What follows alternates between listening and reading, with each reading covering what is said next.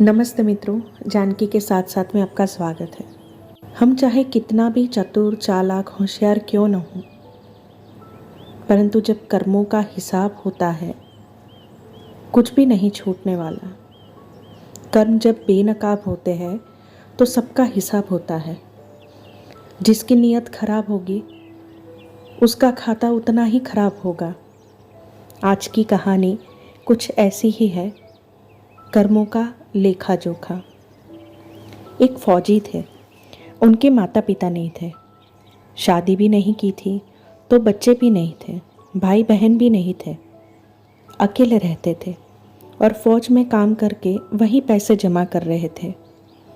थोड़े दिन में एक सेठ जी जो फौज में माल सप्लाई करते थे, उनके साथ फौजी की दोस्ती हो गई।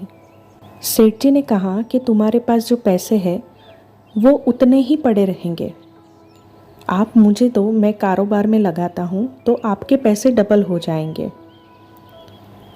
फौजी ने सेठ जी को पैसे दे दिए।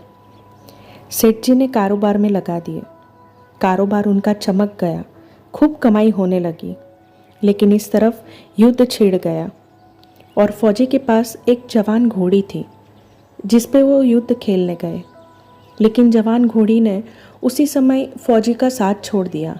उन्होंने कितनी कोशिश की लेकिन घोड़ी ने साथ नहीं दिया और फौजी शहीद हो गए और घोड़ी भी मर गई। जब सेठ जी को मालूम हुआ कि फौजी शहीद हो गए हैं तो वह बहुत खुश हुए।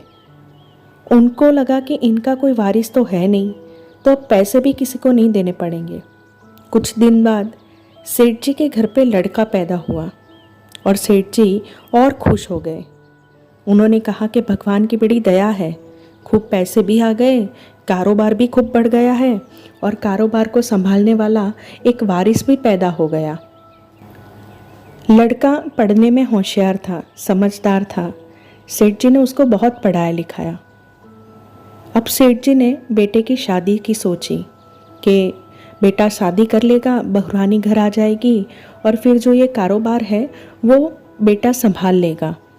लेकिन कुछ ही दिनों में बेटे की तबीयत बिगड़ गई। अब सेठ जी डॉक्टर, हकीम, वैद्य के पास दौड़ रहे थे। बीमारी बढ़ती ही जा रही थी, रोग का निवारण भी नहीं हो रहा था और पैसे पानी की तरह बहे जा रहे थे। डॉक्टरों ने इसे असाध्य रोग बताया और बोला कि 2 दिन में बेटा मर जाएगा। निराश होकर रोते रोते सेठ जी जब जा रहे थे तो रास्ते में एक आदमी मिला। उसने सेठ जी को पूछा कि आप क्यों रो रहे हो, क्या हुआ? सेठ जी ने कहा, ये मेरा जवान बेटा है, उसको असाध्य रोग हुआ है। अब तो डॉक्टरों ने भी मना कर दिया है कि 2 दिन में मेरा बेटा मर जाएगा। एक बूढ़े बाप के लिए ये चिंता की बात है कि जब बाप सोचता है कि जवान बेटा सहारा बनेगा, अब बेटा ही मरने वाला है, कोई आस नहीं बची है। मैंने बहुत सारे पैसे लगा दिए लेकिन डॉक्टर ने बोला कि ये लाइलाज रोग है। सेठ जी बहुत रोने लगे। उस आदमी ने कहा, मेरे पड़ोस में एक वैद्य है जो एक पुड़िया देते हैं, कहते हैं कि वो अगर मुर्दा भी खा लेना तो जिंदा हो जाता है। सेठ जी को एक उम्मीद दिखी और उन्होंने पैसे दिए। वो आदमी वो पुड़िया लेके आया। जैसे ही बेटे ने पुड़िया खाई, बेटा गुजर गया। सेठ जी पर तो मानो वेदनाओं का पहाड़ ही टूट पड़ा, बहुत रोए। पूरे गांव में ये खबर फैल गई। वहाँ एक महात्मा जी आए। उन्होंने बोला, ये रोना धोना क्यों है? लोग बोले, इस सेठ का एक जवान लड़का था जिसकी अभी अभी शादी हुई थी और असाध्य रोग के कारण वो मृत्यु पामा है, वो गुजर चुका है, इसलिए सब दुखी होकर रो रहे हैं। महात्मा जी ने बोला, सेठ जी रोना क्यों? सेठ जी बोले, जिसका जवान बेटा मर जाए वो रोएगा नहीं? महात्मा जी बोले, उस दिन तो आप बड़े खुश थे। सेठ जी बोले, किस दिन? महात्मा जी ने कहा, अरे उस दिन जब फौजी शहीद हो गए थे, सोचा कि अब पैसे भी नहीं देने पड़ेंगे, माल भी बहुत हो गया है और कारोबार भी बहुत बढ़ गया है। सेठ जी ने कहा, हाँ महाराज जी, खुश तो था।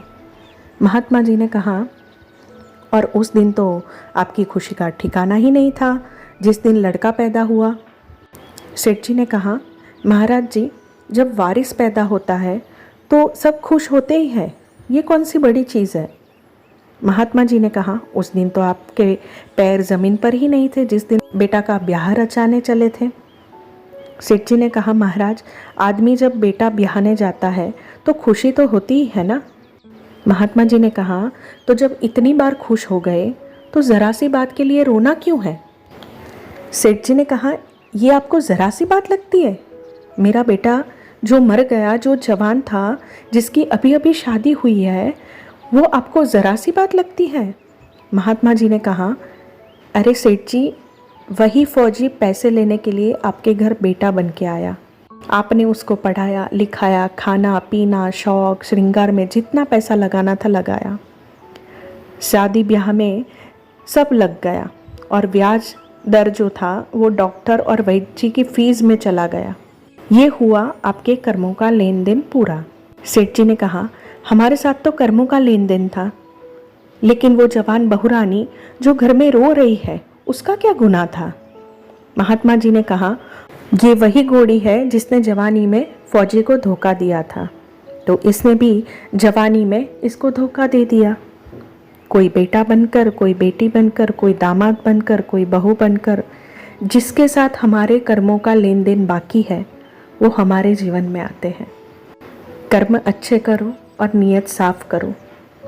कहते हैं ना कि कहीं का करा कहीं तो भुगतना पड़ेगा, इस जन्म में नहीं तो उस जन्म में। तो आपको ये कहानी कैसी लगी ये ज़रूर से बताइएगा। फिर से मिलेंगे एक नई कहानी, एक नई कविता या एक नई दुनिया में। तब तक के लिए स्टे ट्यून विद जानकी के साथ साथ।